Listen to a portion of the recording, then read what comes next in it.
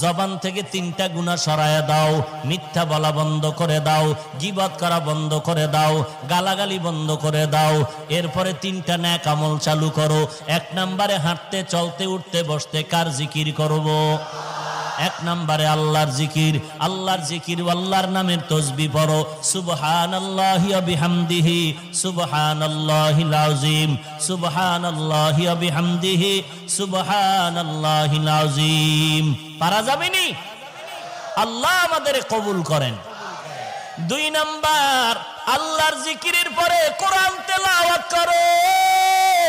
আল্লাহর কোরআনের তেলাওয়াত আল্লাহ পাওয়ার যত মাধ্যম আছে এর মধ্যে 2টা মাধ্যম বড় মারাত্মক গভীর। 1 নম্বরে নামাজ, 2 নম্বরে কোরআনের তেলাওয়াত। বেশি বেশি কোরআন তেলাওয়াত করো। যদি কেউ বলেন হুজুর কোরআন তেলাওয়াত জানি না, কোরআন শরীফের যে কোন